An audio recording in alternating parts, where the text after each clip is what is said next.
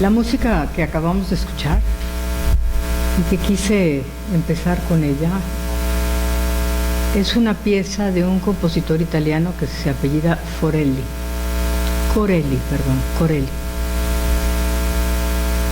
Es una pieza que me encantó cuando la escuché la primera vez a través del muro de mi habitación en el espacio donde me estaba yo hospedando en Salzburgo. Lo escuchaba yo así a la distancia en las noches y pensé que era algo lejano, y poco a poco me fui acercando hasta grabarlo a través de la puerta, casualmente de la chica que vivía en el estudio junto al mío, una japonesa alemana, artista visual, que su fuerte no era el violín, ella se especializaba en otra parte de las artes, pero que me encantaba porque en las noches era su hobby y tocaba el violín. La primera vez que la escuché la grabé a través del muro, la segunda vez me acerqué a la puerta y la tercera vez ya la invité a mi casa a tomar algo y a grabarla en persona. La traducción de la folía significa la locura, algo que no conocía yo al principio y que me impactó porque mi trabajo siempre se ha guiado por casualidades y esta fue una de las primeras, ya que hablo de una etapa de nuestra historia que fue una locura. Quiero empezar citando a un autor alemán no judío que ha tenido la delicadeza de ser crítico de su propia raza. Se apellida Sebald. Seguramente algunos de ustedes lo han oído nombrar. La capacidad del ser humano para olvidar lo que no quiere saber y para no ver lo que tiene delante. La voy a repetir porque me parece muy, muy hermosa y muy ad hoc a lo que estamos viviendo, ¿no? La capacidad del ser humano para olvidar lo que no quiere saber y para no ver lo que tiene delante. La beca de intercambio de residencias artísticas que obtuve la pedí específicamente para Salzburgo. Hablo algo de alemán. Belgrado, la ciudad de mis padres, queda relativamente cerca. Y lo más importante, a 2 horas en tren se encuentra Mauthausen, uno de los grandes campos de concentración del sistema nazi. Tengo ascendencia judía, soy una mezcla en realidad. No tenía ninguna información sobre Mauthausen. Busqué algún libro que me ilustrara un poco, lo encontré en Londres de segunda mano, lo pedí y me llegó por correo al poco tiempo.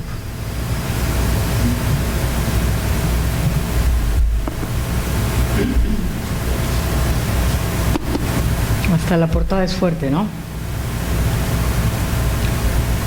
La historia de un campo de la muerte. Voy a leerles un poco, 50 hojas nada más, no. Un poco de las solapas. Cito: esto solamente es el registro factual de un rincón del enorme desastre al espíritu humano que fue la Alemania de Hitler. La pregunta siempre presente: si todo esto pasó hace ya 74 años, ¿no sería mejor olvidarlo?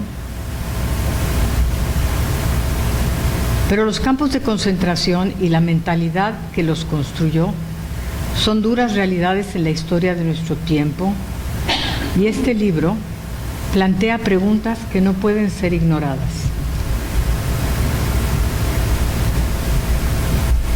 ¿Fue la barbarie del régimen nazi una aberración temporal?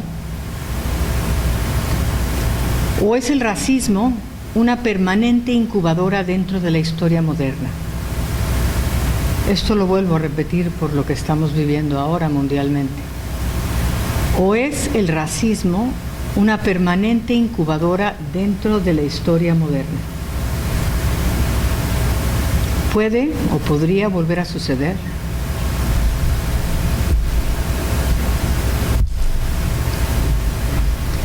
No tenía ninguna información sobre Mauthausen. El libro Es la investigación que le tomó a la autora más de 12 años completar. Esta mujer estuvo casada con un ex agente británico, él mismo, prisionero de Mauthausen, que logró sobrevivir al infierno. Decidí no volver a abrir el libro hasta llegar a Austria. Una vez allá, todas las noches, al regresar a Salzburgo, o en mi pequeño cuarto en la pensión donde mayormente me hospedé y que quedaba al pie de la montaña donde se encontraba el campo de concentración, leía un poco, pero solo un poco. Desde un principio me hice a la idea de vivir y conocer el campo a través de mis sentidos. Pensé que de esta forma sería más fácil conectar con el pasado de mi familia. No sé bien qué imaginaba. Quizá que las paredes me hablaran. Mi intención en ese momento era algo personal, algo pequeño, para mis hijos, para mis nietos. Recuperar el apellido de mi madre. Nunca imaginé el salto que daría. Mauthausen queda a 2 horas de Viena. Y Mauthausen es un pueblo. Cuando me topé con esa realidad me impresionó mucho. Y me pregunté qué sería para los habitantes de Mauthausen reconocer que vivían en ese pueblo. Tiempo después, y casualmente me topé con una serie de entrevistas en un pequeño documental, a donde le hacían esta pregunta a varios de los habitantes de Mauthausen. Algunos sin pena decían que sí, que en Mauthausen, pero otros no lo reconocían. Otros mencionaban el pueblo de junto. Les daba vergüenza.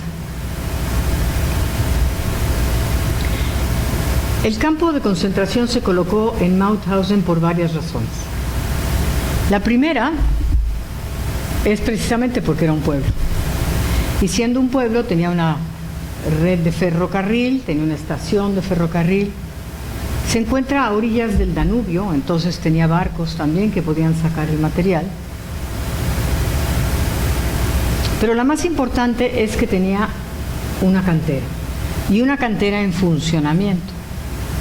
Entonces los alemanes pensaron que esto sería un lugar perfecto. Es el primer campo de concentración que los alemanes colocan fuera de Alemania, ya que podían, pues, matar 2 pájaros de un tiro, porque a los prisioneros los hacían trabajar hasta su muerte, ¿no? Entonces obtenían el trabajo y además la muerte de los prisioneros. Siempre me ha llamado la atención de que la mayoría de la gente ha oído escuchar de Auschwitz y dicen Auschwitz un campo de muerte, ¿no? Yo creo que todos los campos de concentración fueron de muerte. Algunos los mataban de una forma y otros de otra, pero a fin de cuentas fueron campos de exterminio.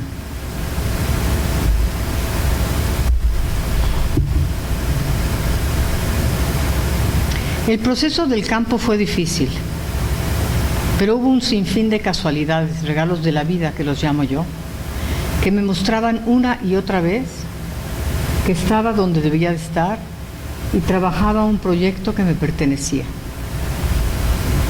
A mi regreso de Austria, y con toda la carga emotiva de una dura y asombrosa experiencia, empecé entonces sí a leer a los varios autores que han escrito sobre este episodio de nuestra historia.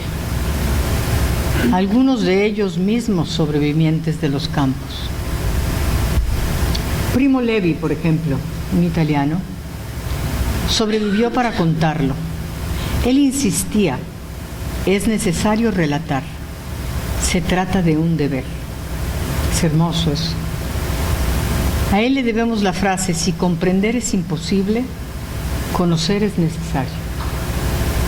Y también escribió que el verdadero problema no estriba en contar, sino en escuchar. Esto también se los voy a repetir porque me parece genial y me parece tan cierto, ¿no? El verdadero problema no estriba en contar, sino en escuchar.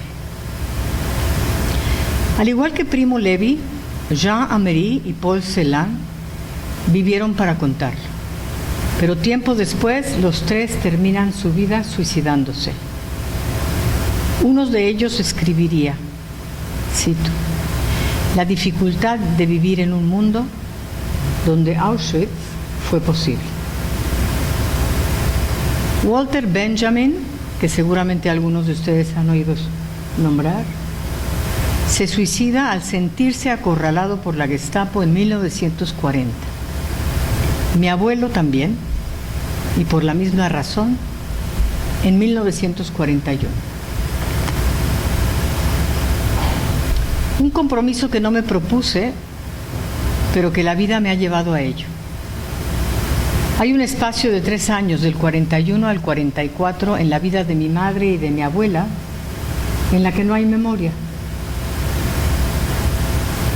Yo no viví el campo de concentración en carne propia, pero sí lo viví a través de una historia de silencio que ahora intento sepultar. Una herencia. Derrida escribe, una violencia que se llama heredar. A Laura González le debo las siguientes palabras. Debo hacerlo antes de que la memoria se borre en el silencio que me heredaron mis padres. Y cito a Didi Guberman, para saber hay que imaginar. Imaginar lo que se encuentra más allá de la imagen.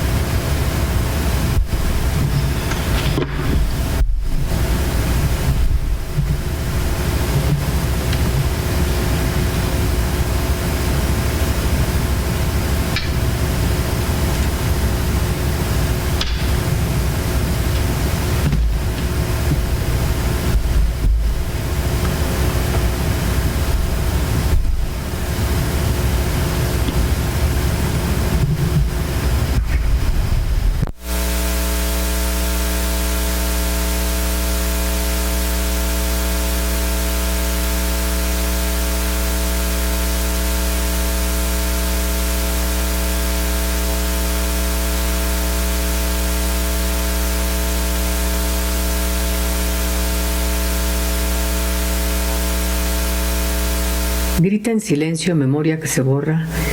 Es un trabajo que nace como respuesta a algo que ha estado dentro desde hace tiempo. Mi madre nunca habló de lo que había vivido. Quizá buscó encontrar las piezas de un rompecabezas familiar marcado por el silencio. Un silencio que la marcó a ella y me marcó a mí, y definitivamente marcó nuestra relación. Quizá Grita en silencio, el título de la exposición, se refiera a ese silencio. No lo tengo muy claro. Cerrar un círculo abriendo un silencio. Eso es.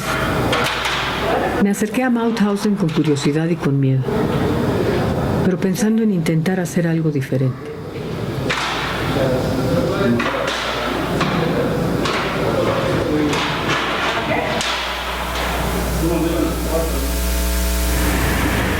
Es invierno y al cruzar en tren la frontera hacia Hungría me da la sensación de estar regresando en el tiempo. Es imaginarme lo inimaginable. De pronto me encuentro en un campo al que se le apodó el campo de los españoles. El primer tren con prisioneros a un campo de exterminio nazi no fue de judíos, fue de españoles republicanos. Y no tengo nada de española. Es a través de la lengua que así en ese momento me siento responsable. Mi lengua materna es el español, aunque curiosamente cuando yo lo aprendí, mi madre todavía no lo hablaba bien.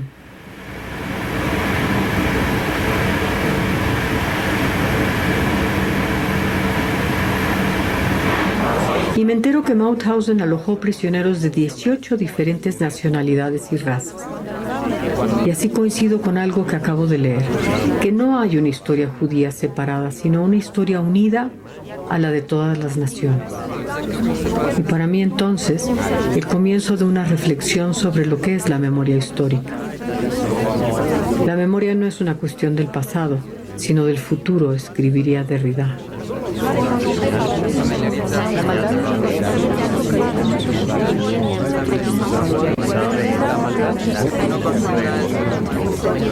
Y me detengo en lo que la naturaleza ha hecho para intentar cubrir el horror.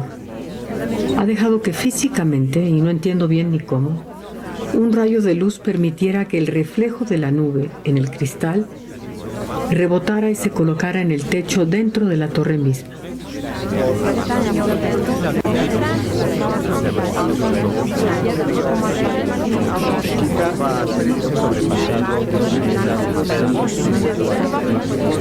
El burullo que se escucha en el espacio es la mezcla de las 18 lenguas. El discurso es hablado por un joven austriaco guía de turistas a quien seguí varios días. Me encantó cómo se expresaba, hablaba con el corazón. Aquí no esperen encontrar respuestas, no las hay, nos dijo.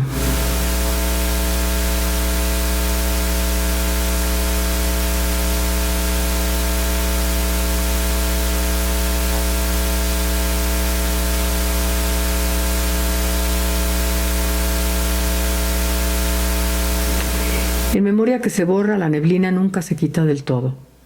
Pero sí hay momentos con un poco más de luz y definición.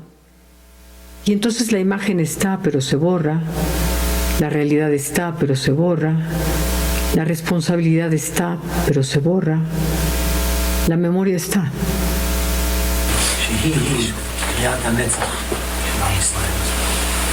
Shema Israel, Adonai Eloheinu, Adonai Echad. Y aquel día ya faltaba poco para que cerraran el campo.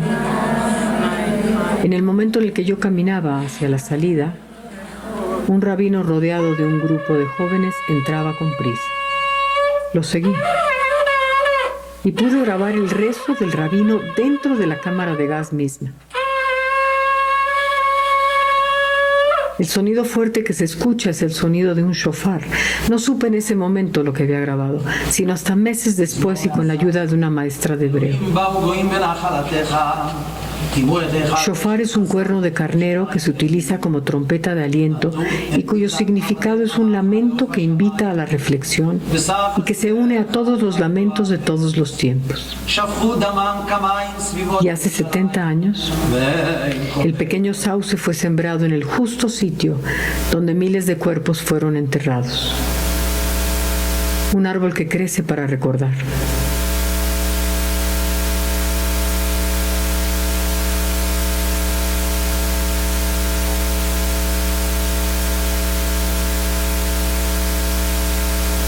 Y en la fila interminable de personas caminando, vuelvo a imaginar. Y entonces me parece que una víctima no solo es el que muere, también es el que aún dañado intenta vivir lo mejor que puede.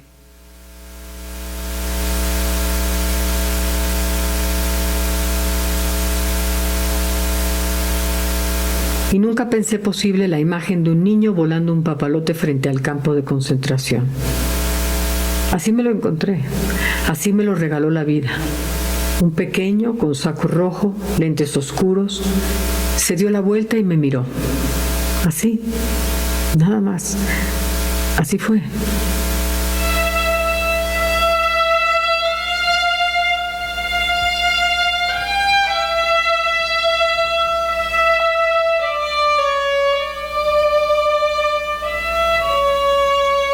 Y viajando en tren miraba por la ventana, cientos de arbolitos recién plantados, cada uno envuelto en una pequeña caja blanca. Me explican que son para proteger su inicial crecimiento. Esa imagen me remitió a un cementerio, pero también al crecimiento de lo vivo, de lo posible.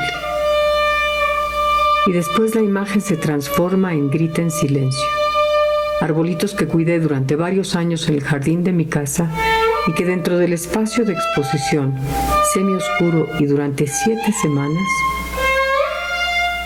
sobreviven todos.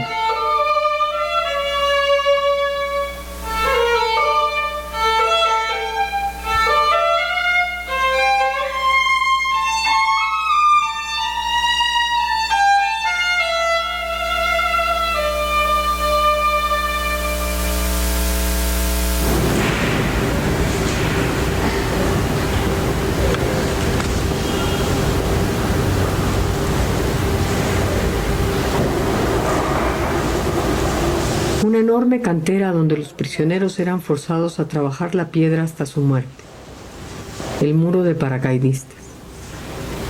Muchos optaban por tirarse desde la cima al vacío.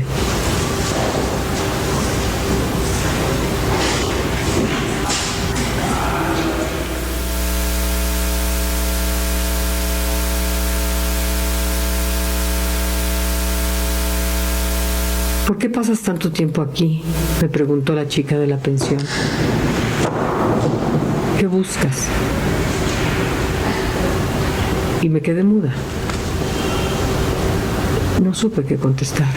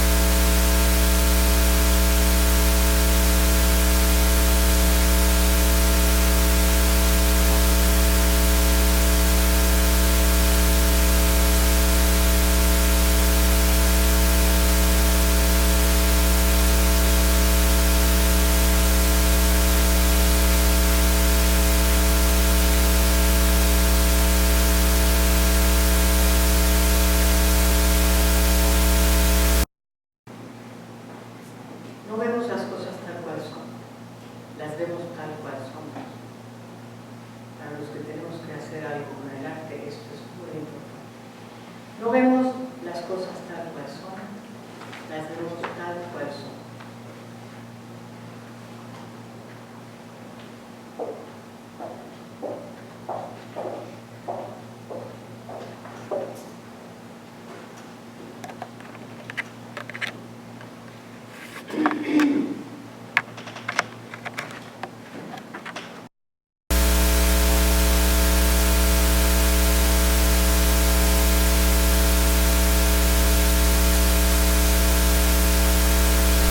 Bueno, se me ha encomendado la difícil tarea de dialogar con Vida sobre este proyecto. Y es difícil porque hablar de estos eventos, hablar de la memoria, siempre es difícil, pero también es importante hablarlo y no olvidarlo. O sea, ya se mencionó, no podemos olvidar lo que ha sucedido, porque si lo olvidamos, va a volver a suceder.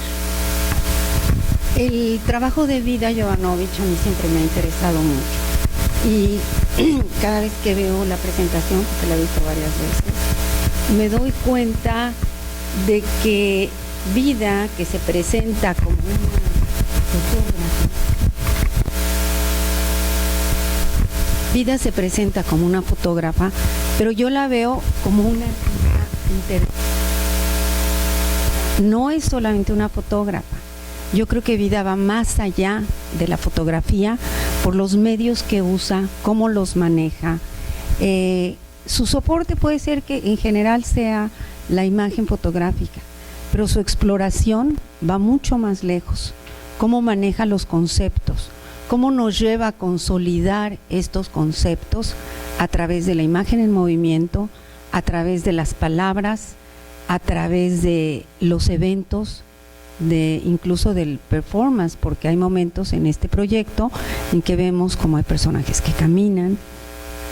Y además este proyecto que ahorita vamos a ver, digamos, por partes, que fue una exposición en la Ciudad de México, en el Taller de Arte Alameda, cada pieza en sí misma constituye todo un análisis del proyecto de Vida.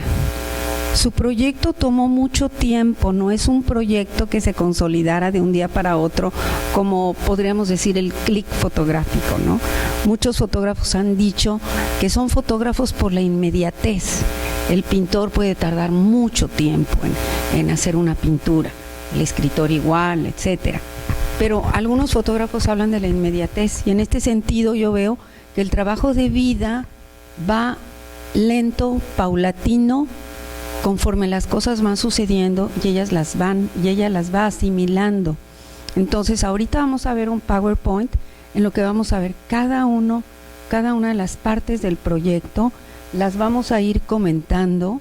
Incluso lo que queremos es que ustedes participen inmediatamente después de hablar de cada una de las piezas, con preguntas, con comentarios que la propia Vida nos va a poder aclarar.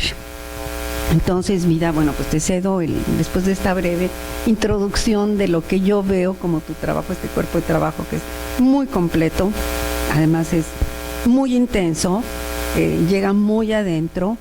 Y bueno, lo que más me conmueve a mí es la recuperación de la memoria, porque es importantísimo, ¿no? Estos eventos históricos, que bueno, esto es muy impresionante, pero podemos hablar de toda la historia, no la podemos olvidar. O sea, para mí eso es sustancial.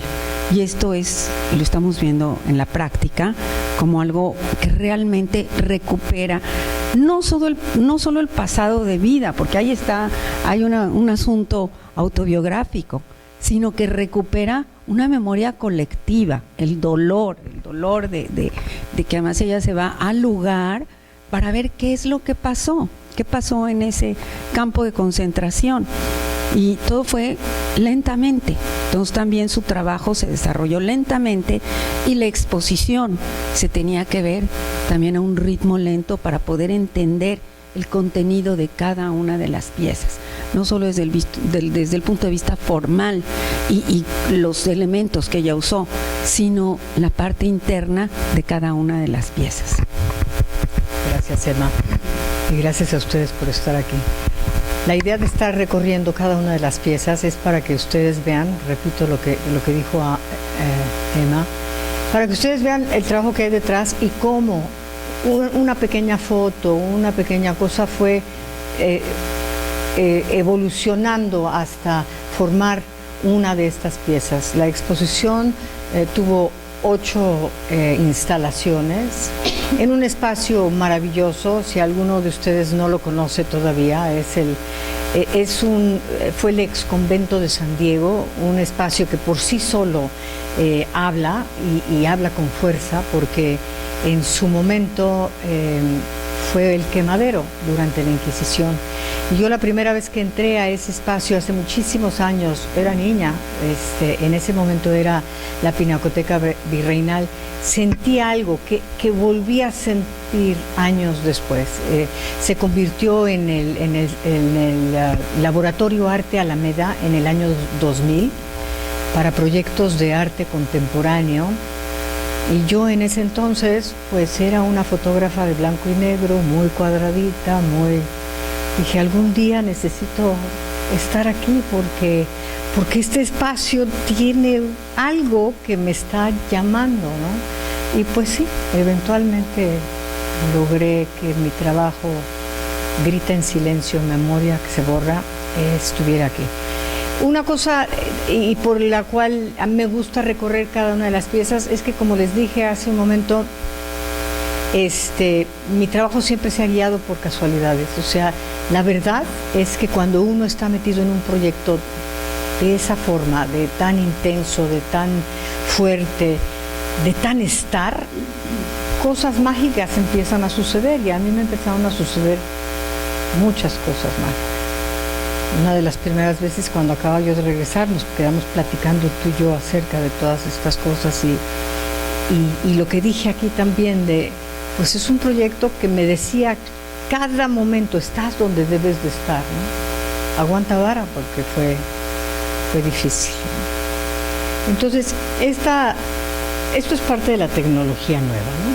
Entonces, yo crecí pues en la otra tecnología, ¿no? Ahora, cuando hablamos de los químicos y de las fotografías análogas como los procesos antiguos, yo digo, pues yo soy un proceso antiguo. Entonces, en aquel entonces, pues tú llevabas tu carrete y sabías que más o menos todo iba a funcionar, a menos de que te saliera al revés un carrete, pero ahora dependes de muchas cosas de la tecnología, y esta es una de ellas, que llevo 2 veces que he usado, así que por favor, si no funciona a la primera, pues espera, ¿ok?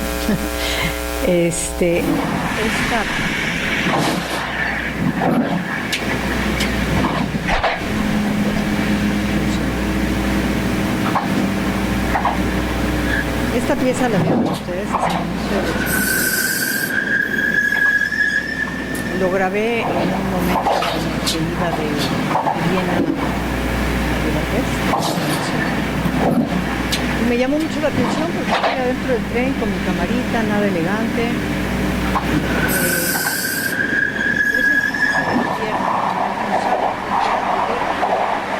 Sentí como si estuviera yo regresando de tiempo.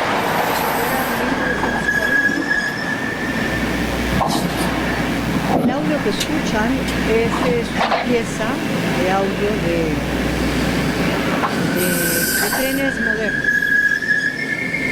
Eso es lo que quise que se mezclaran estos dos tiempos en uno solo.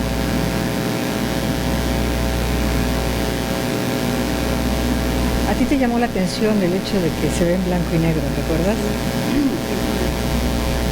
Que me llamó mucho la atención, bueno, varias cosas me llamaron la atención de esta pieza. Lo primero que tú mencionas, que es como si te vas al pasado. Yo también crucé esa frontera, también crucé ese camino, porque viví en Budapest. Y aunque no me tocó, bueno, sí estoy en una parte de invierno, pero de pronto todo es blanco y negro, ¿no? Y sí hay una sensación, bueno, yo estuve ahí hace muchísimos años, en los que parecía que uno se iba al pasado, a la época de la guerra, por todo lo que estaba sucediendo en ese momento en esta parte, ¿no? Entonces, bueno, volviendo a lo que decíamos, ¿no? Que me llamaba la atención de que es como en blanco y negro. Claro, a mí también eso fue lo que me encantó, cómo se ve. Esta imagen, que la vimos por un par de segundos en la presentación, es como se veía la pieza, o sea, tuve 3 proyectores, los coloqué de tal forma que cuando los espectadores pasaban con su sombra formaban parte de ese tren que caminaba. Las ventanas tenían más o menos la medida de las ventanas de un vagón de ferrocarril y la toma estaba hecha como si de veras uno estuviera parado en el tren viendo hacia afuera, ¿no? Lo que comenté también y que quiero repetirlo porque fue algo que fue muy, muy importante para mí, porque yo llegué al campo de concentración con la idea de trabajar un silencio de familia, ¿no? De buscar las piezas de un rompecabezas del cual nunca se había hablado. Y sin embargo, pronto me di cuenta y me informé de que era un campo al que se le había denominado el campo de los españoles, porque fueron españoles los primeros que llegaron a ese campo. Ellos terminaron de construir el mismo campo que los iba a alojar después. Y que el primer tren con prisioneros a un campo de exterminio nazi no había sido de judíos, sino de españoles republicanos huyendo de Francia. Y eso para mí fue muy importante. Tan importante que cambié la tónica de lo que yo estaba haciendo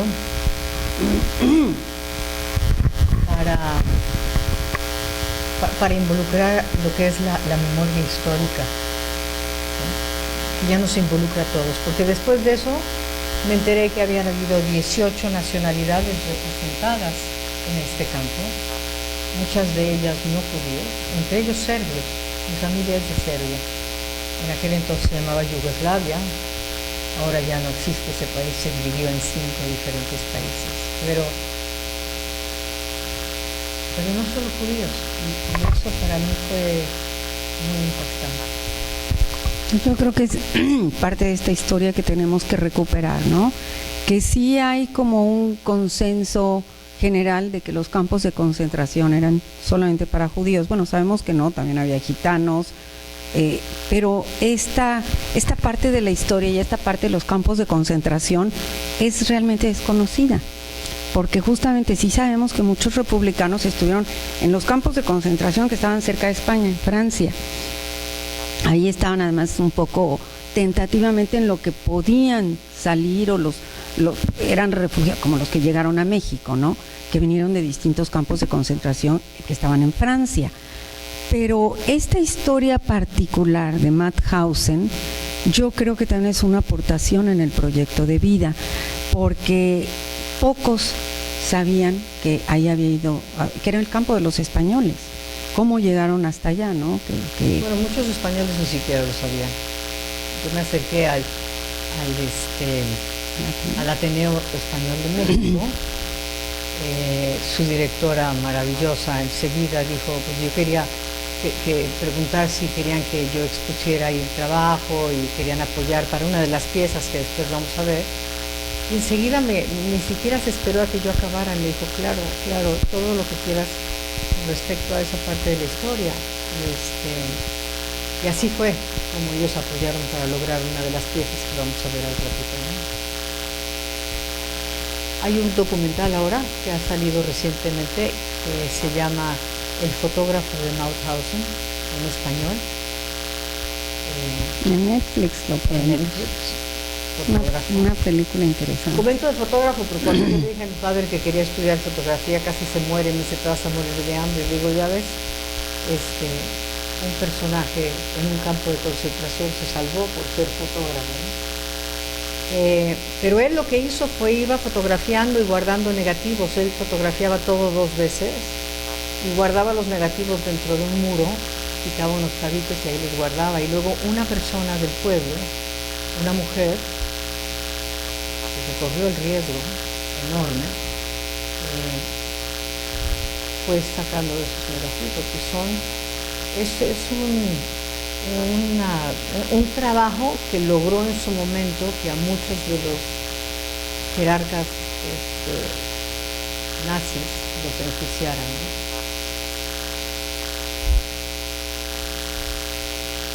Se vale interrumpir y se vale preguntar. Si tienen preguntas. Se vale contar algo, ¿ok? Ahora, si prefieren hacerlo después también, pero si quieren.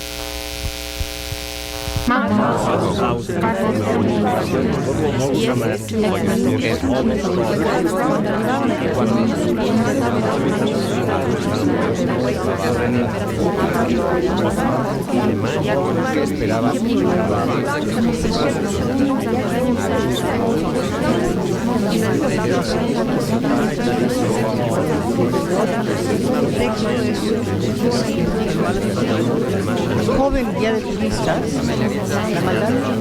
austriaco, que llevaba los grupos hablándoles o en alemán o en inglés, y yo lo grabé en inglés. De todos los guías de turistas, este fue el que más me llamó la atención.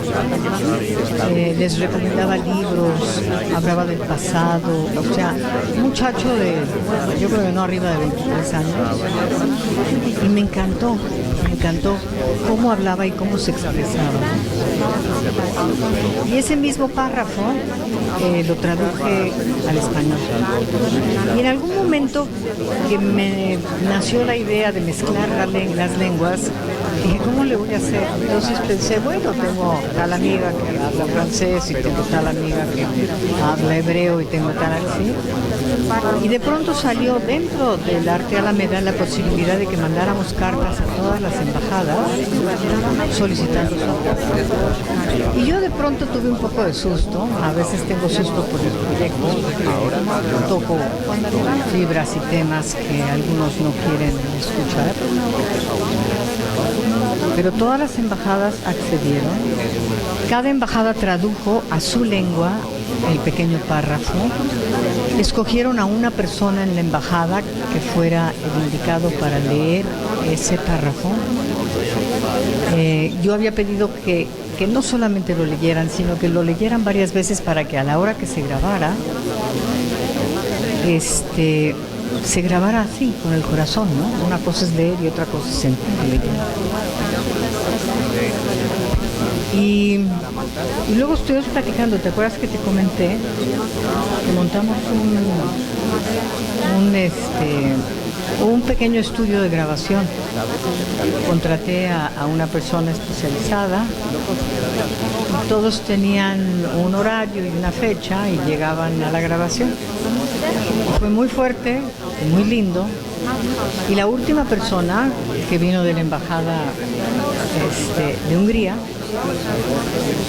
entró y saludó a la directoria, me saludó a mí y nos dijo, yo Me esperé hasta ser el último y cuando nos indicaron en la embajada que esto iba a suceder, yo dije que yo quería hacer pues, que viniera a grabar.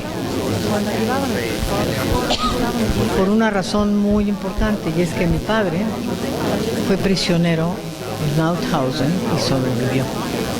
Entonces fue lindo, fue como un regalo de cierre de esas grabaciones. Si escuchan con cuidado, pueden de pronto escuchar la única palabra que se va repitiendo que todos entendemos es Mauthausen.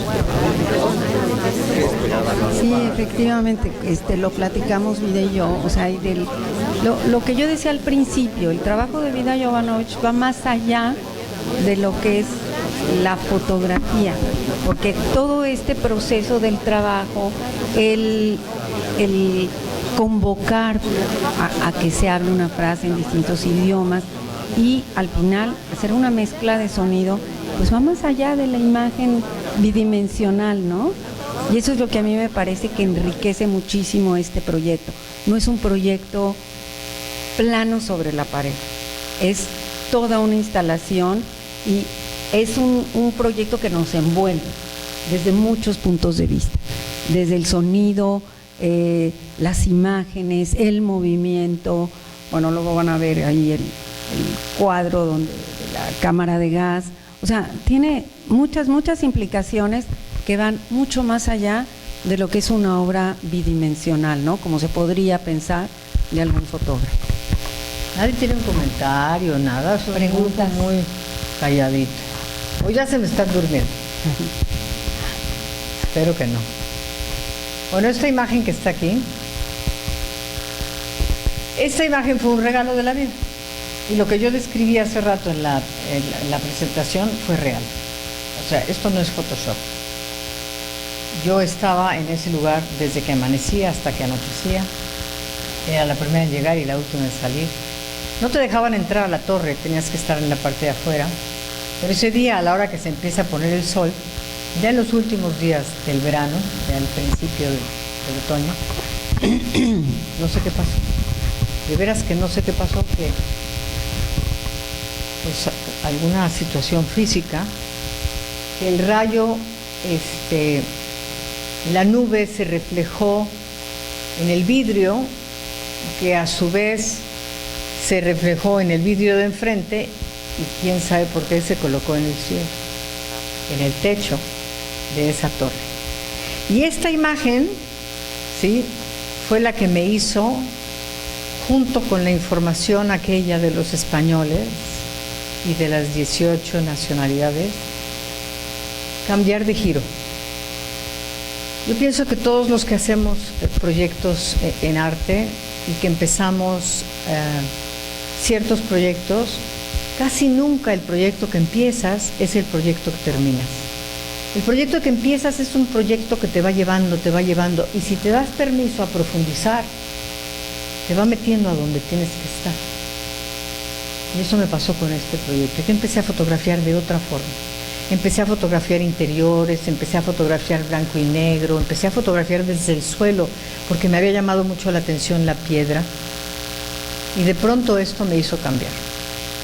Y me hizo cambiar a fotografiar color, que nunca lo había hecho, a tomar video, que nunca lo había hecho, y a fotografiar afuera, que nunca lo había hecho.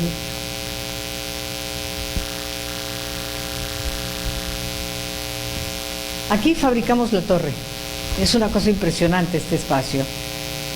Entonces, hicimos una torre que medía 10 metros de alto.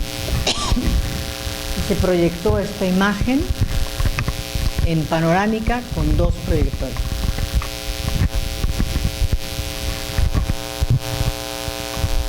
Así es, otra toma. Y esta toma es muy importante. Platícales tú por qué. Pues tocando el tema de que esto es un campo de concentración, lo que está analizando Vida y que esa es la torre, la imagen que estamos viendo nos recuerda mucho, no sé si ustedes han visto fotografías del Muro de los Lamentos en Jerusalén, que es el único muro que permanece del segundo templo. ese digamos el lugar sagrado para los judíos, la Meca, el equivalente a la Meca. Entonces, si de por sí en Jerusalén, que es una ciudad que está dividida en partes, las 3 religiones, pero también viven ahí muchos judíos ortodoxos que van a rezar al muro. Entonces, judíos ortodoxos y no ortodoxos, está dividido en 2 partes, la parte en la que rezan mujeres, en la que rezan hombres, pero lo que esta imagen tiene de singular es que es como si fuera el muro de los lamentos. Si ustedes ven imágenes, la gente está rezando hacia el muro, de espaldas a todos, porque lo único que tienen de frente es el muro, se acercan al muro y rezan ahí. Entonces, esta imagen para mí de veras es como muy simbólica de lo que está sucediendo en la exposición. Digo, como dice Vida, tuvo muchos regalos, hay muchas cosas que suceden, ahorita vamos a ver más adelante cuando llega el rabino, que ya lo vieron ustedes, que fue una casualidad para Vida, y que bueno, también ya platicarás en ese momento cómo fue, ¿no? Pero hay, y lo que tiene también esta exposición es que hay muchísimas metáforas.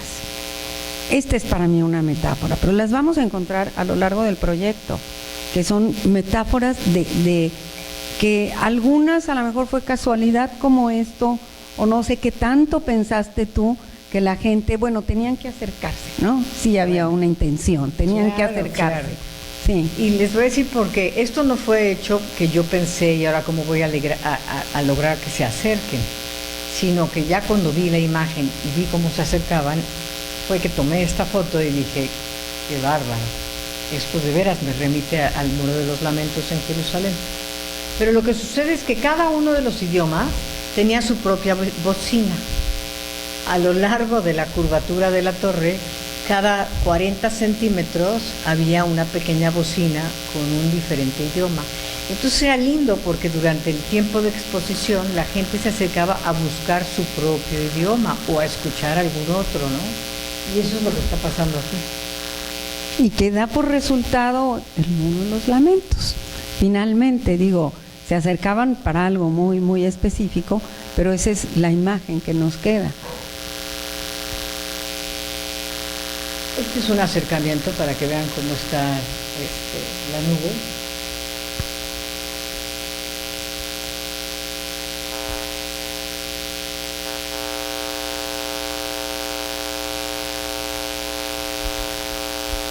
Esta imagen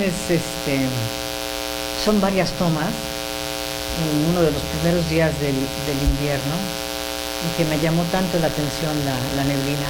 Como comenté, me quedaba yo en una pensión al pie de la montaña, en un pequeñísimo cuarto que tenía una ventana así en la parte de arriba. Entonces me subí a la cama y abrí la ventana y vi que estaba todo cerrado y dije, ay, qué lástima.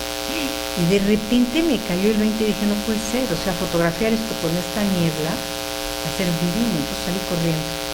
Todo el día estuvo con niebla, fue una delicia. Y esta pieza, ahorita van a ver cómo estaba acomodada, 2 mamparas que se encontraban una frente a la otra, con 4 fotografías, 2 de un lado y 2 del otro. No sé si han podido observar lo que le pasó a la imagen. Vean la pantalla. Les dije, esta exposición hay que verla con detenimiento. Lo que pasaba mucho es que algunas parejas pasaban y decían, le dije, ¿viste que es otra foto? No. Oiga, ¿que usted trabaja aquí? Pues sí, de cierta manera trabajo aquí. ¿Qué es otra foto la que estamos viendo? ¿Vieron lo que pasó o no?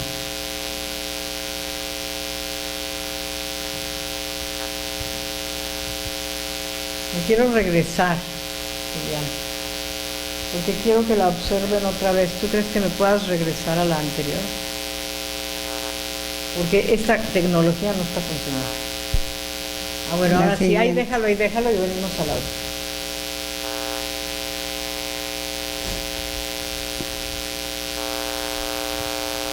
Observenla todos.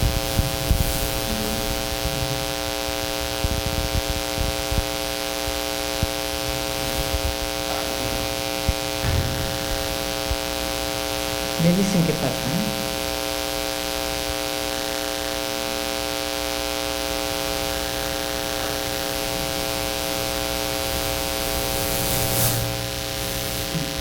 sabe qué pasó, ¿por qué me la quitaron? Se cortó Ay, ya. la tecnología. La tecnología. A ver, Julián, porfa. Regresemos a la imagen que estaba todo el mundo absorto mirando. Es el video, no es imagen, es un video. Están buscando la pieza. A ver, sí. Ahora la que le sigue.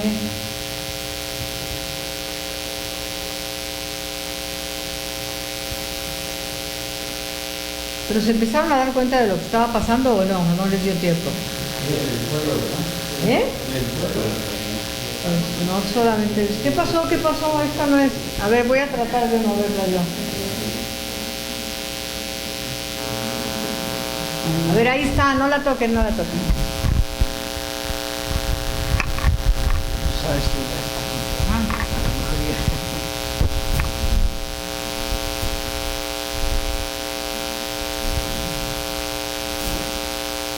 Observen, ¿qué está pasando?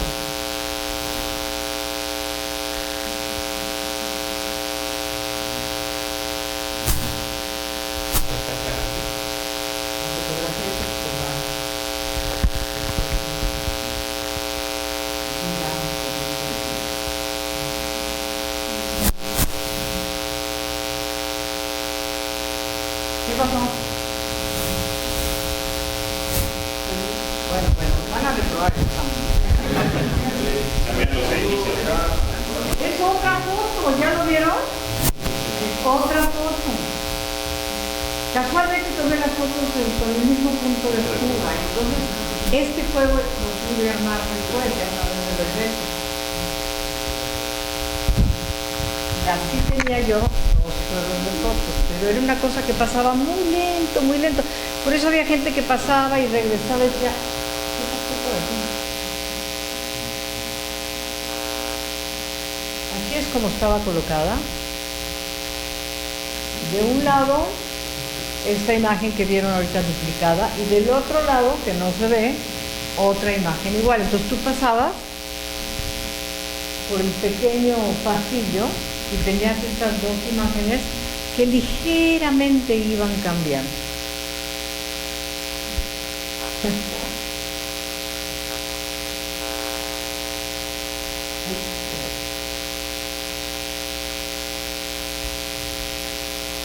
Definitivamente tengo que comprar todo esto. No funciona. A ver. Ahí está. ¿Vieron esta serie que les pasé hace rato? Esta es otra de las piezas que había que observar con detenimiento. ¿Sí vieron lo que pasó?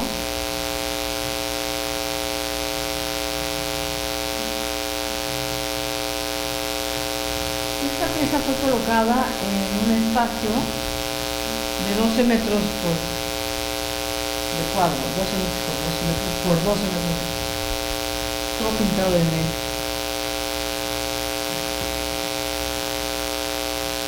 En cada uno de los muros se proyectaba una imagen, pero solamente una era video, todas las demás eran fotos.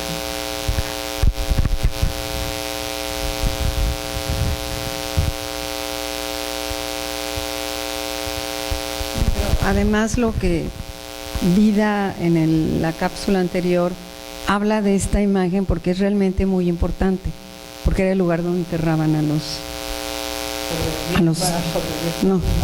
los muertos. A todos los cuerpos que fueron encontrando, ¿se acuerdan que los encontré? Y aquí se ve, digamos, toda la evolución de este árbol, las distintas etapas del año, pero se vuelve también como un símbolo, es muy, muy importante. El asunto simbólico también en las imágenes que están en el proyecto. Tiene un sauce llorón, era así chiquito cuando lo encontraron. Y ahora es un sauce enorme que tiene aproximadamente 12 metros de diámetro. Así fue en la sala como lo colocamos. Perdón. Y ese recuadro que Vida nos explique lo que es, ¿no? Porque es lo que les mencionaba yo hace rato, el cuadrado, está ahí, que se ve con una línea en el piso. Ese cuadro mide exactamente 4x4, que es la medida de la cámara de gas en Mauthausen, para 90 personas de una vez. 4x4. Entonces puse una raya blanca. La gente en general no sabía, llegaban, pisaban. Y yo les empezaba a explicar, y entonces volteaban y se salían del encuadre. Pero de las 4 fotos, solamente una era video. ¿Vieron lo que pasaba con una que fue video o no? Se los pasé en la pequeña cápsula del inicio y se los pasé hace un momento. Y ese fue un regalo de la vida muy importante. ¿No vieron? ¿Nadie lo vio?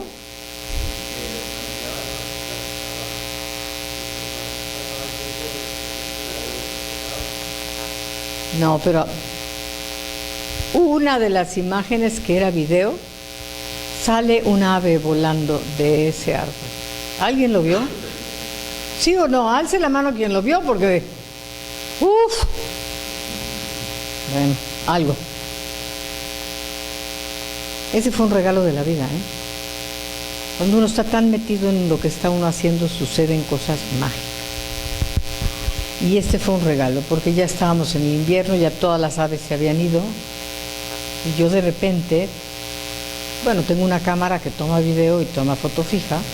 Obviamente que no las dos cosas al mismo tiempo. Y entonces estaba yo tomando la foto fija y de pronto, quién sabe por qué, lo puse en video. Y a los 2 segundos voló esta ave. Y si el ave hubiese salido y hubiese volado hacia mí, me hubiera encantado. Si hubiese salido y hubiese volado hacia el suelo, me hubiese encantado. Si hubiese salido y se hubiera regresado, me hubiese encantado. Pero el ave lo que hizo fue que me modeló. No sé si se dieron cuenta.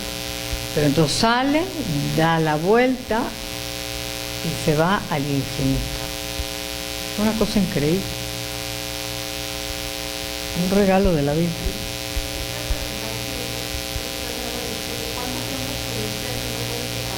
Tres meses de mis proyectos que hago en general, 3 meses no es nada.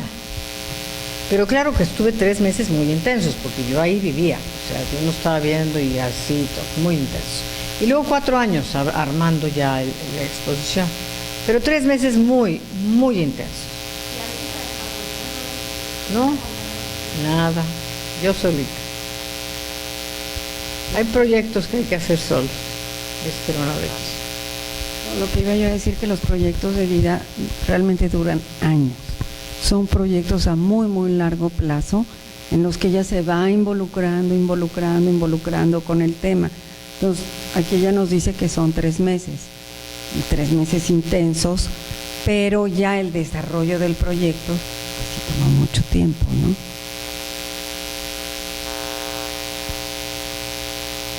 Esta foto es en 1945, cuando se liberó el campo, el 5 de mayo de 1945. Y la incluí hace poco en la presentación porque sentí que era muy importante hacer la referencia. Este es el espacio donde está el árbol, el espacio donde están enterrados todos los cuerpos. Y quiero que vean la cantidad de judíos. Es impresionante, ¿no? Hay más. Hago mucho hincapié en esto porque hay ciertos capítulos de nuestra historia y de nuestro presente que todos somos responsables. Es muy fácil decir, no, pues los judíos. Todos somos responsables.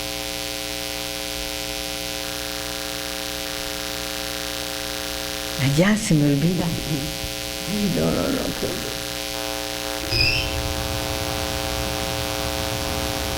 Pues te prendió justo con esto, estuvo muy bien. Sí. Bueno, aquí sí es importante que Vida les explique cómo logró esta pieza. O sea, vimos en el video anterior cómo van caminando cuando ella habla, que vienen gente de muchas naciones y está en blanco y negro.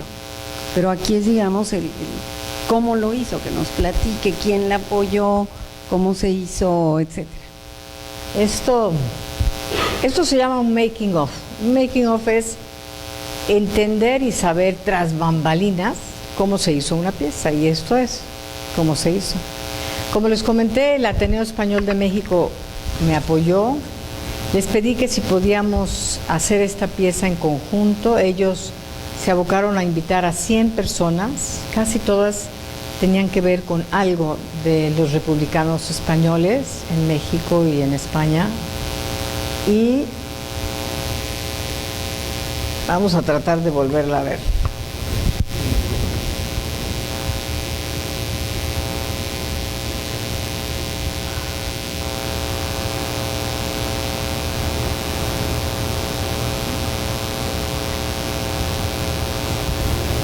Les expliqué un poco de lo que se trataba la pieza cuando ya habían llegado todos ahí.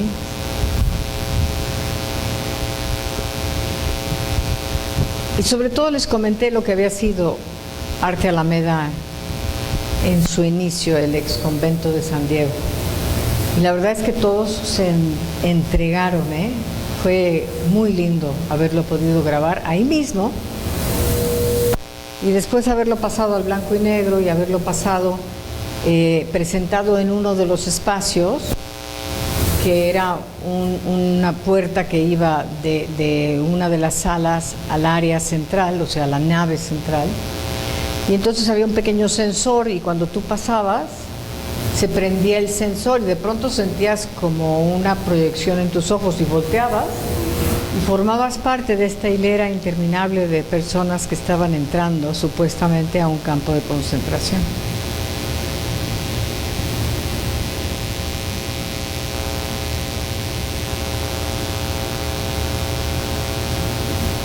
Así es la pieza.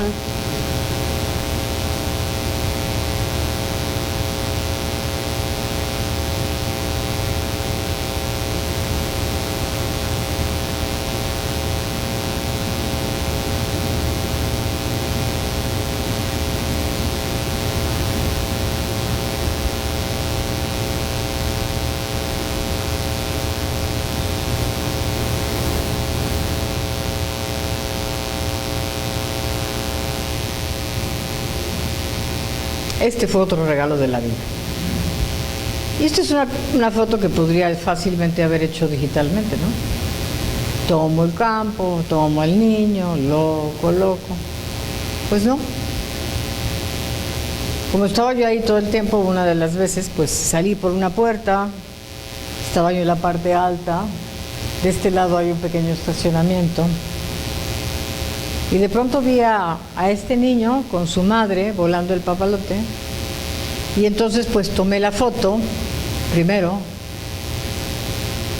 ¿Todos son fotógrafos aquí?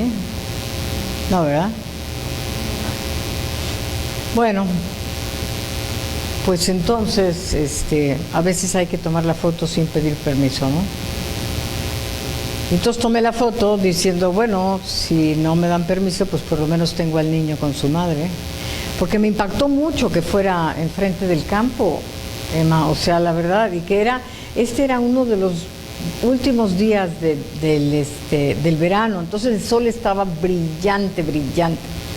Y luego le pedí a la señora, a la mamá, que si me dejaba fotografiarlo a él solito, y me dijo que sí, y hazte de cuenta que el niño había escuchado, que no creo, porque yo estaba bastante lejos.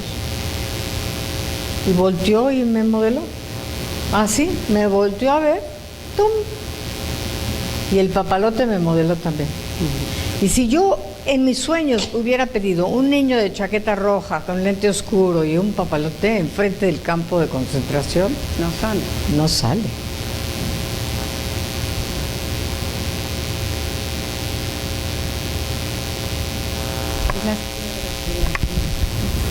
Lo que le dijiste, las piedras. Ah, claro. Comenta las piedras. Sí, las piedras, no sé si se fijaron, adelante hay piedras. Unas rocas muy grandes. Y son las rocas de la cantera, porque se acuerdan que les dije que era una cantera. Entonces a los prisioneros los hacían cargar, bueno, además de picar la piedra, los hacían cargar estas rocas en una escalera que se llama la escalera de la muerte. Muchos morían ahí.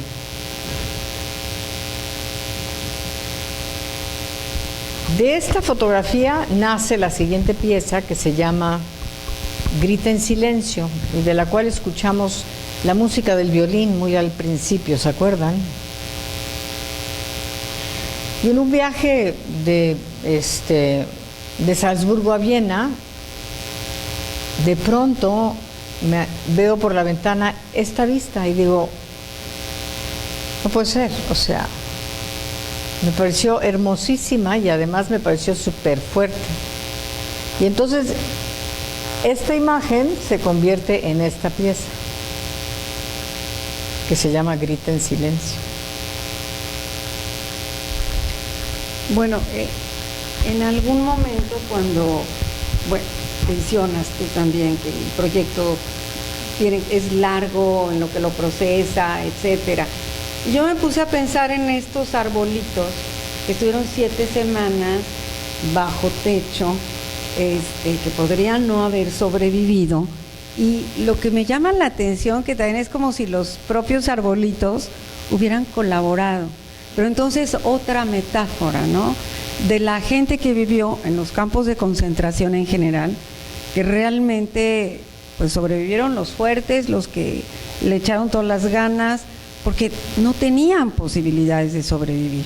Entonces, de alguna manera, en estos árboles yo encuentro esa metáfora, claro, también de que estos árboles, contra quizás tus expectativas, sobrevivieron 7 semanas adentro en la exposición, sin sol, sin estar al aire libre, y bueno, luego tienen una historia interesante, ¿verdad?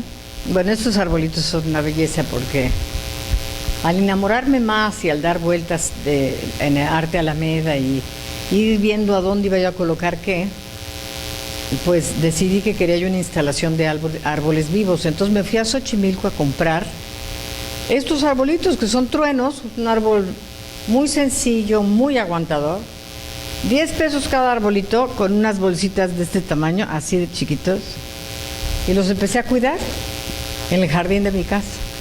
Y los abonaba y les platicaba y luego les puse su techo porque un día tuvimos una granizada horrible y entonces se lastimaron. Me estuvieron posponiendo la fecha de la exposición por causas ajenas y fue bien, porque los arbolitos acabaron de crecer y esos son los arbolitos que están en esa exposición que se llama Grita en silencio y cuya música escucharon, ¿se acuerdan? ¿Cómo se llamaba la pieza que les puse? La folía. La folía, que quiere decir ¿qué? La locura. La locura. Y ahorita mencionó Emma que al ratito vamos a ver qué ha pasado con esos arbolitos.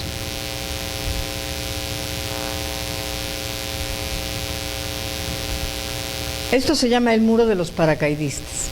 ¿Por qué? Esta es la cantera. Lo primero que me impresionó fue lo que la naturaleza ha hecho en este espacio para tapar el horror. Es un espacio, no solamente esto, todo el campo es un espacio divino, con unas vistas y todo eso, no puede ser. Entonces se llama el muro de los paracaidistas porque muchos optaban a tirarse desde la cima a la muerte, ¿no?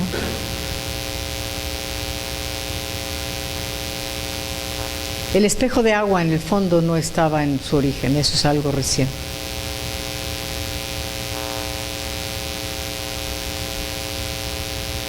Así es como se veía en la nave central. Es una proyección de 8 metros por 8 metros.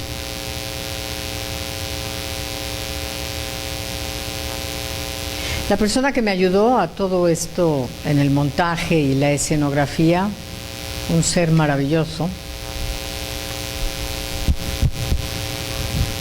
me presentó con el proyector para esta pieza.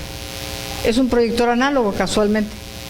Y me platicó tanto de este proyector que le habían prestado hace muchísimos años para una pieza de una ópera y bueno, que yo nada más escuchándolo me enamoré del aparato, sin conocer el aparato.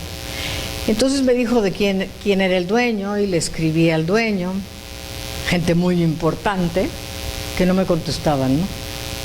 Y luego les volví a escribir y no me contestaban. Y luego posponían la exposición y no me contestaban. Y así, y hasta que ya tuve una fecha fija, dije, pues no pierdo nada, vamos a ver. Y me contestaron, ¿no? Que primero teníamos que ir a ver el proyector para ver si de veras era lo que queríamos, ¿no? Y saber quién lo iba a cuidar y quién lo iba a prender y a apagar y todo. Y cuando entramos al teatro donde lo tenían puesto, mi amigo me había dicho que era un proyector checoslovaco, que él pensaba que era checoslovaco. Y entonces entro y así a la distancia, en uno de los costados del proyector decía Austria. Yo dije, esto es una casualidad, o sea, este proyector se tiene que venir con nosotros. Y sí, se vino con nosotros.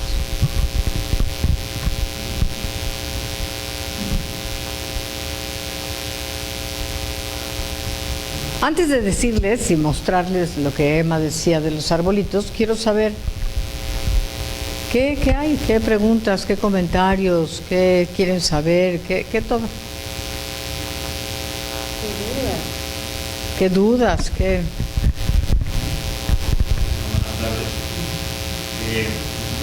La pregunta es de terapia moral que ya han comentado.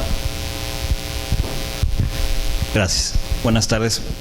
Una disculpa si la pregunta ya se planteó al inicio de la presentación, pero quizá me perdí un poco. El Laboratorio de Arte de Alameda es generalmente un espacio para obras de sitio específico, por lo que entiendo, o arte y nuevas tecnologías y demás. Me ha tocado visitarlo algunas veces solamente, pero justamente aquellas veces presentan obra casi que a la medida de los espacios y las naves y demás. En este caso, ahora sí que como la metáfora del huevo o la gallina, ¿no? Que fue primero la presentación la concepción del proyecto o la idea de facilitar este espacio y pensar el proyecto, obviamente con ya un antecedente muy fuerte, adecuado para este espacio, porque muchas de las precisiones que hacen hablan de dimensiones, de cosas muy acotadas respecto al espacio arquitectónico. Entonces, pues por eso mi pregunta, ¿no? Y felicitaciones por el trabajo, ¿no? Sí. Lo que pasa es que como fue un proyecto, un espacio del que me enamoré muchos años atrás, pues cuando me fui a Austria tenía yo un poco la idea de a ver si salía algo, me gustaría proponerlo. No sabía yo que iba a salir. Empezando a fotografiar algo de lo que estaba yo haciendo al principio no hubiera salido nada, pero conforme fui profundizando, ya mi idea al estar allá no era, ay, esta pieza la voy a armar, no, sino que las piezas a mi regreso empezaron a caber dentro de algunos de los espacios, ¿no? A lo mejor el muro de paracaidistas no lo había pensado de ese tamaño, a lo mejor lo había pensado de otra forma, pero a la hora que empezamos a ver cómo estaban las piezas, cómo te iba llevando el recorrido, ¿sabes qué? O sea, esa pieza quedaba ahí perfecto, pues una nave que mide no sé cuántos metros, y entonces tú a la hora de salir de la exposición salías por debajo de la proyección de 8 metros, ¿sí?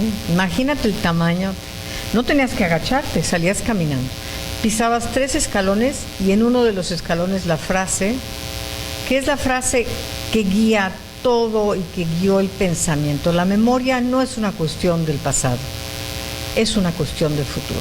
Entonces tú salías por la cantera de todos los muertos y te ibas con esta frase. Pero sí, así fue.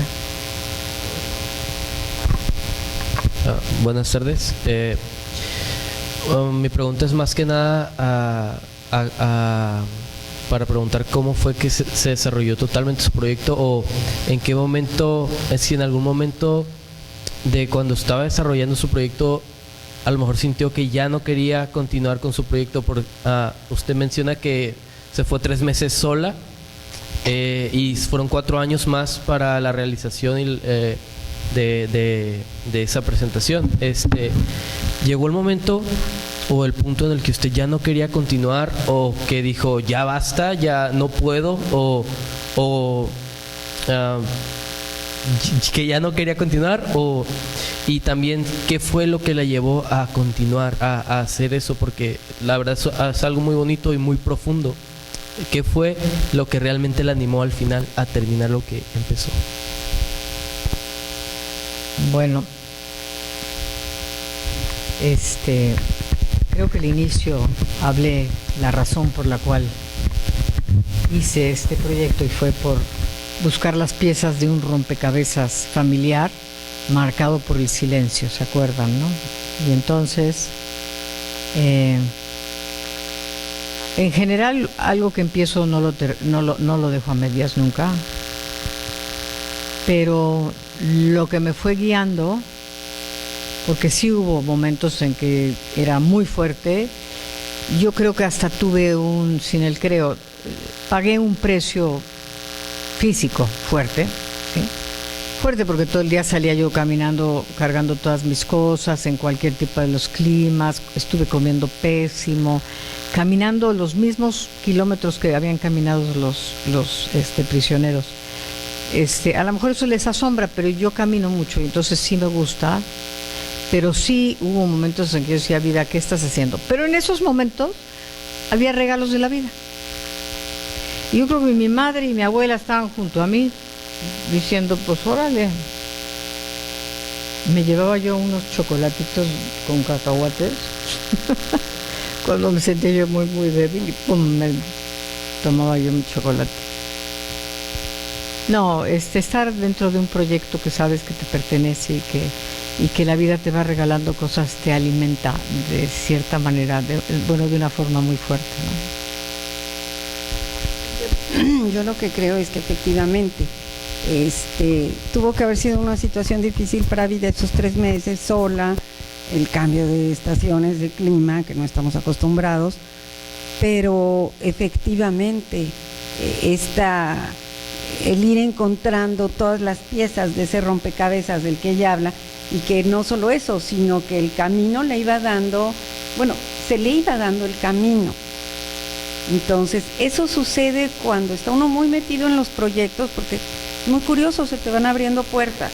Si estás en una investigación, sea el tema que sea, curiosamente empieza a surgir la información de lugares donde no te lo esperabas. Pues me da la impresión que a Vida le pasó así durante esos 3 meses. Y bueno, por otro lado, creo que la beca era de 3 meses, ¿no?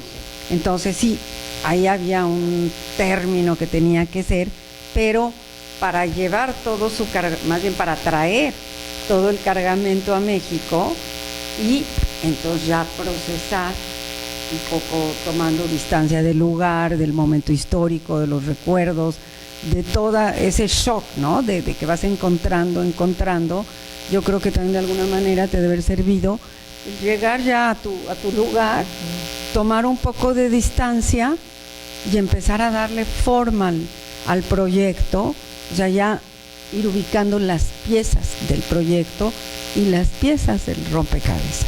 Bueno, así lo percibo, ¿no?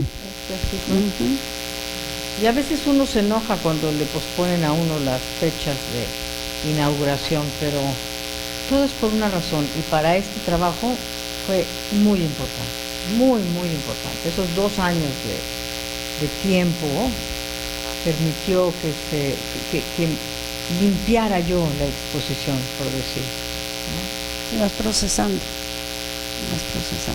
¿Sí?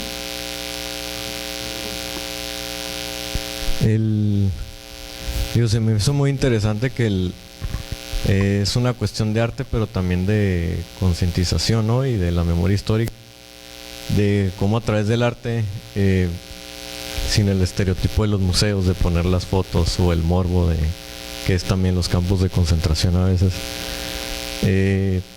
Hay un documental que es un informe oficial de Estados Unidos de los campos de concentración, de cómo los encontraron después de la Segunda Guerra Mundial, que pues son pilas de cuerpos que con máquinas los mueven, y también lo que como el ejercicio que hizo con las personas en ese documental, los alemanes que toman en los pueblos, en los campos de concentración, los mismos soldados o los gringos llevan a las personas o a los alemanes o gente afiliada con los nazis, los llevan a los campos de concentración a ver pues, todas las atrocidades que hicieron. Pero en el documental viene que entran así como el recorrido, o sea que la gente viene como muy alegre o saludando a la cámara, y ya hay otra toma después del recorrido cuando salen y pues no son las mismas caras, ¿no? Como de miedo, arrepentimiento, de muchas cosas, de terror. Entonces digo, ¿cómo es el proceso de, sin poner como fuentes primarias o fotos o audiovisuales, o digo, porque hay muchas fuentes de la Segunda Guerra Mundial, no hay mucho material también audiovisual? El proceso como para seleccionar o plasmar en arte o en fotografías pues recientes, ni siquiera de la época, y como para concientizar de la misma manera que pudiera hacerlo con una fuente primaria, por ejemplo, histórica. O sea, ¿no? Es muy atinada tu pregunta y fue una de las primeras cosas que me propuse. Y eso lo logras cuando estás sola, ¿no? Yo ya quería mostrar el horror. O sea, el horror se ha mostrado tantísimas veces, ya estamos como inmunes al horror. Entonces yo quería usar eso que mostré, la naturaleza, las lenguas, el ave, el papalote, para poder hablar de lo mismo, pero de una forma diferente.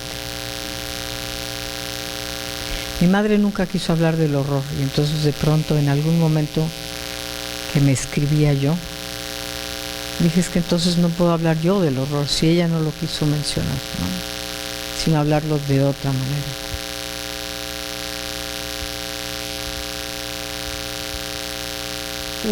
Yo decía al principio que lo que hace vida es que le da forma a los conceptos. Entonces no necesita agarrarse del horror o de estas imágenes que, bueno, ciertamente son choqueantes, sino de algo que va más adentro, de la filosofía, de las emociones, y creo que de igual manera nos transmite eso, que en imágenes podría ser terrible, pero no, lo hace, pues podría decir que hasta de una manera poética,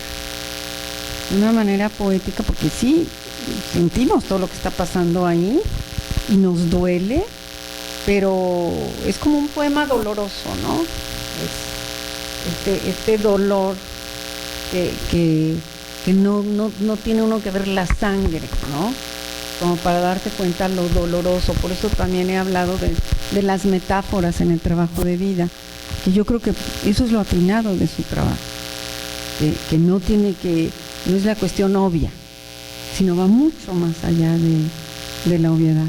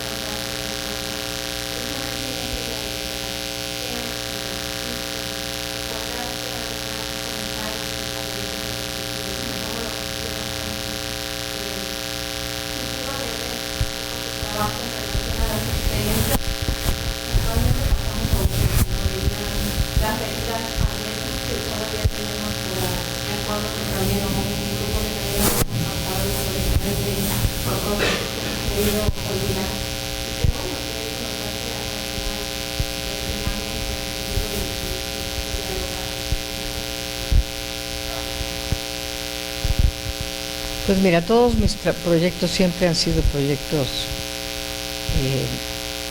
hechos para crear conciencia. Entonces, Pues este también lo ha sido. Yo acabé dando visitas guiadas todos los días. Pensaba al principio, dije, bueno, voy de vez en cuando. Acabé dando 6, 7 visitas guiadas todos los días.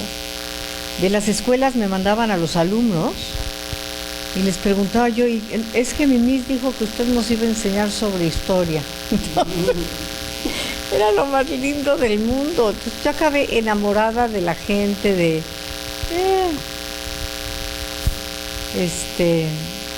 pero bueno, es lindo cuando uno hace algo que es importante para uno y que la otra persona, los otros que visitan la exposición, también les llega ese mensaje. Finalmente yo creo que de alguna manera el arte en general tiene que concientizarnos de algo, o sea, no es la belleza por la belleza, también tiene que ir más allá, o sea, también tiene que reflejar un momento histórico, un momento social, y lo que yo creo que es muy importante es crear conciencia para los que vemos o participamos de la obra de arte. Entonces, de alguna manera hay una cuestión atemporal, podríamos decirlo, atemporal en la obra de vida, porque es recordarnos, ¿no? Es recordar. Como tú dices, bueno, es que ahorita también estamos pasando momentos difíciles, que parece que está pasando mal por todo lo que está sucediendo. Y bueno, pues eso tampoco se puede borrar de la historia. Pero no se puede borrar porque tenemos que conocerlo y de alguna manera tener las armas para solucionarlo. Porque si le das la vuelta y no lo ves, no, tampoco hay solución, ¿no? Fíjate, ustedes que viven aquí cerca de este muro, no sé si han estado conscientes de algunas de las piezas de arte que se han hecho utilizando el muro, pero hay una que me llamó muchísimo la atención hace poco. Bueno, fueron 2, en realidad 3, pero las 3 son diferentes. Bueno. La más reciente, y no sé a quién se le ocurrió, pero es de esas piezas que digo, chin, qué coraje tengo, ¿cómo no se me ocurrió a mí? Porque de veras hay ciertas cosas que uno dice, uy, qué coraje. Pero vas a ver, está la barda, ¿sí? Y hay un sub y baja. Entonces está el sub y baja en México y el sub y baja en Estados Unidos. Y los niños americanos y los niños mexicanos suben y bajan el sub y baja. No me digan que no es una belleza eso. Por favor, búsquenlo, porque de veras es una cosa divina. La otra idea, que es muy parecida a esta, una mesa de madera. Pues hay una mesa enorme del lado mexicano, de madera, un tablones, con bancos y todo. Y del otro lado continúa. Y todos comen juntos. No me digas que no es una cosa divina. Es que es divina la idea, de veras. Y la otra, que es una belleza también, construyeron, yo creo que de cartón o no sé qué, la figura de un niño, se ve así, y se ve con sus 2 manitas, ¡pum!, encaramado en el muro. Qué lindo, o sea, un güerito ahí, encaramado. Pero la comida y la mesa y el sub y baja me parece divino. Y habla de lo mismo, de esa división. Por eso hay ciertas citas que repetir que tienen que ver con lo que estamos viviendo ahora, ¿no? Estos odios y este racismo y esta cosa que por desgracia nos tocó un vecino tanto. Pero bueno. ¿Acá no hay preguntas o comentarios? ¿Sí? Creo que hay una más. Sí, yo, era en relación a la pregunta anterior del compañero, y primeramente sumarme también a la felicitación por el abordaje, la profundidad y sobre todo el tacto para tocar estos temas. La pregunta tiene que ver con esto que usted mencionaba sobre la inefabilidad del horror ¿Qué opinión le merece el trabajo de Claude Lanzmann al respecto? ¿Qué tanto influyó? ¿De quién? De Claude Lanzmann. Si influyó o no en su trabajo, en su manera de abordar ciertos temas. Y la pregunta derivada de esta sería si tuvo contacto usted con algunos personajes, algunas entrevistas, y si eso no forma parte del proyecto, o si piensa usted hacer algo con ese tipo de narrativas. Pues mira, en 3 meses pude fotografiar, sentir, vivir y grabar muchas cosas, ¿no? Como dije al principio, y esto es con respecto a tu pregunta del trabajo de Claude, yo no quise saber nada de nada. Pedí este libro porque era lo único que me iba yo a llevar a Salzburgo para empezar a leer poquito a poco, porque yo no quería mezclarme de ningún sentimiento ajeno al que yo pudiese estar sintiendo descubriendo ese lugar, que nunca había estado. Nunca. Si vengo de una familia donde sí, miembros de mi familia estuvieron en campos, que fueron asesinados y demás, pero yo nunca había estado. Entonces, yo sí quería ver, como lo dije, yo quería ver, sentir, a ver qué, me llevé mi libreta, escribía muchísimo, quería yo encontrar esas piezas del rompecabezas sin ningún,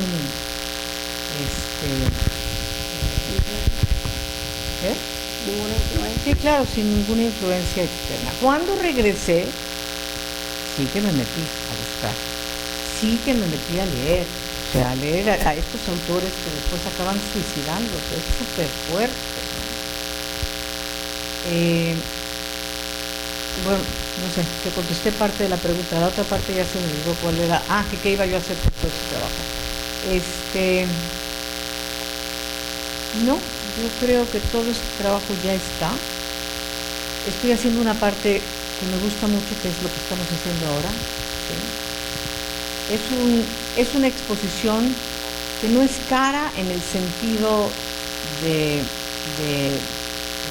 transporte, seguros y todo el rollo que hemos tenido que lidiar con eso durante años, algunos de nosotros, pero es cara en el sentido tecnológico. Se necesitan proyectores muy potentes, se necesita audio muy potente, se necesitan espacios en general grandes, pero ahora lo que he estado haciendo es esto, ¿no? Esta pequeña presentación con la lámpara y el mantel de mi mamá, o sea, toda esta cosa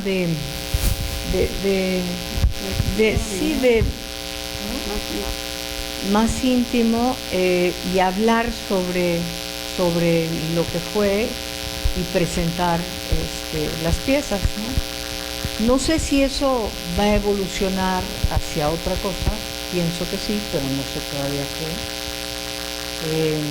Acabo de contactar a Mauthausen Campo, tienen un pequeño espacio ahora que están abriendo para exposiciones. Tenía ilusión de que me dejaran exponer el año que entra, que se cumplen 75 años de la liberación del campo, pero ya lo tienen programado, entonces, pero me dijeron que sí les interesa, lo cual es padre, ¿sí? Porque es otra parte. Lo que ellos muestran en general son las fotos del horror y demás, ¿no? Pero que será dentro de 2 años, entonces para el 2020. Pero ya tener eso ya me parece padre. Y el año pasado estuve con varias de las piezas en una ciudad que se llama Ljubljana, que es la capital de Eslovenia. Y Eslovenia fue uno de los países que conformaban Yugoslavia cuando mis padres vivían allá. Entonces fue lindo regresar, aunque no fuera Serbia, pues a este lugar, ¿no? No sé si te contestas, ¿a dónde?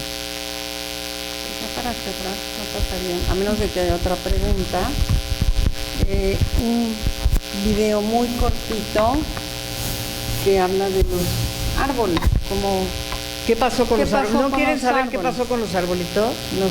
los que sobrevivieron a la exposición. Bueno, les voy a decir, primero yo no quería separar. Sabes que todos sobrevivieron 60 y tantos arbolitos. Y Y entonces empecé a buscar a dónde donarlos, pero pues en México es difícil hasta donar árboles, entonces me topé con muchas dificultades, pero luego se dio una casualidad y ahora la van a poder ver. Pero antes de terminar quisiera agradecerte, Cristian, ¿sí?, haber hecho esto posible. Quisiera agradecerle a Julián, muy bueno en lo que hace. Gracias. Y gracias a todos ustedes por estar aquí. Pues gracias, Cristian, Héctor y todo el equipo del museo por permitirnos pues estar aquí, compartir con ustedes, y a mí el gusto de compartir con Vida, por supuesto. Entonces ahora sí pasamos el último. A ver, Julián, ¿podemos pasar el...?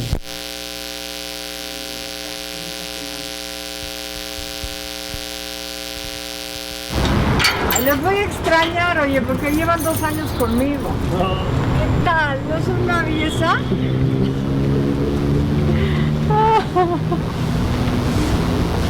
Te juro que no te llegué, les dije. Pues que ya habíamos llegado. Y que ojalá sobrevivieran todos.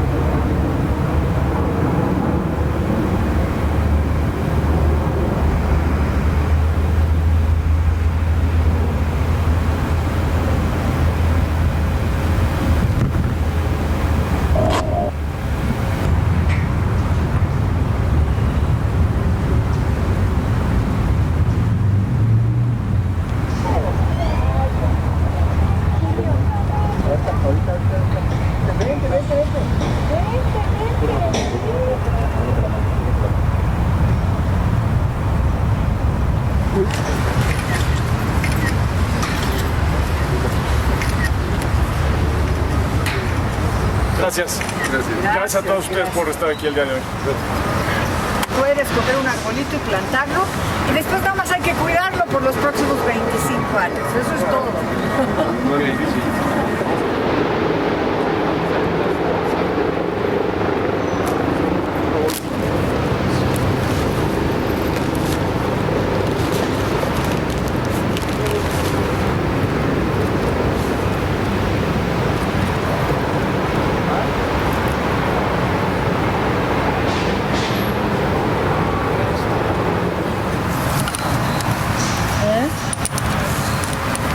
ahora se trae con ayuda.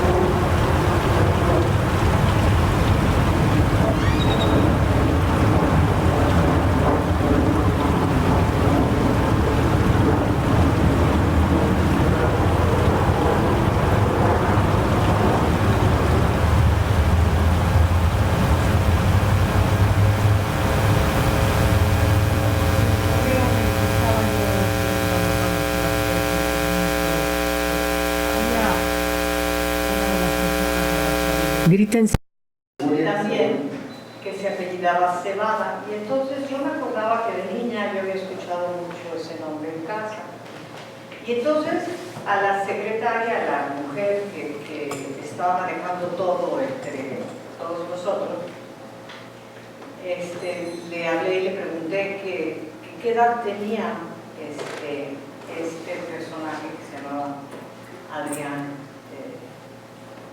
otro de luego Cebada, era de su madre, pero bueno, Adrián Cebada. Y entonces me dijo, no, que tenía como 45 años. Digo, no, es que en mi casa escuché mucho ese nombre, Ricardo Cebada, y quería yo saber, pues, si era su familia.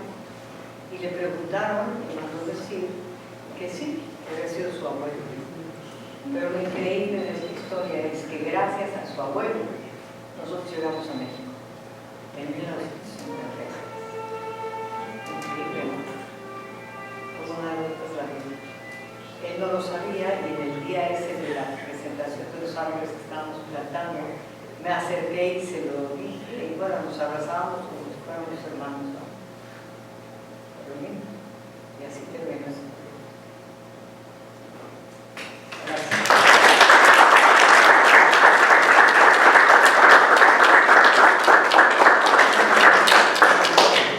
Agradecemos a nuestros invitados y a todos ustedes su apoyo y participación. Con esto damos por concluida nuestra sesión de hoy y los invitamos el viernes 18 de octubre a la proyección de Atarcito y Ambulancito dentro del Festival Internacional de Cine UABC. Muchas gracias y tengan todos ustedes muy bonita tarde.